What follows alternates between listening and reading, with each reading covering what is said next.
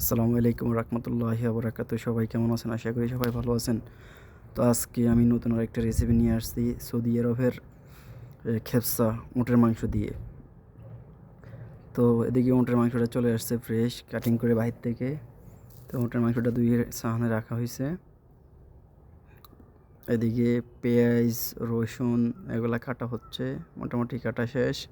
তো এদিকে কুশনাটা বানানোর জন্য দিয়েছিলাম। কুশনাটা আলহামদুলিল্লাহ কালারটা ভালো হয়েছে। পেঁয়াজ টমেটো মরিচ ক্যাপসিকাম, তারপরে উপর দিয়ে মাংসটা দিয়ে দেওয়া হয়েছে। মাংসটা রাখার পরে হালকা একটু করে ওজন পরিমাণ মতো পানি দেওয়া হয়েছে, পানি লবণ এগুলো দেওয়ার পরে 30 মিনিট রাখা হবে।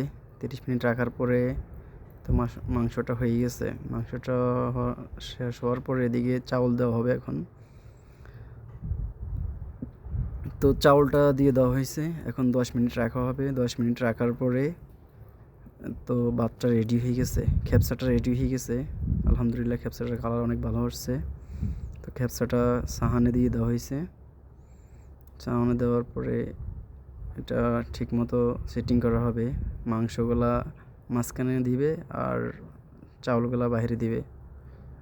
তো এগুলো রেডি করার পরে এদিকে সোফরাতে আশা দিয়ে দেওয়া হয়েছে, পেঁয়াজ সাথে আর কিছু না। আলহামদুলিল্লাহ আজকে এখানে শেষ। তো একটা চা বানালাম, চা বানাই সবাইকে দিয়ে দিলাম। আজকে এখানে শেষ আলহামদুলিল্লাহ। তো লাইক কমেন্ট শেয়ার ফলো সবাই দিবেন ইনশাল্লাহ।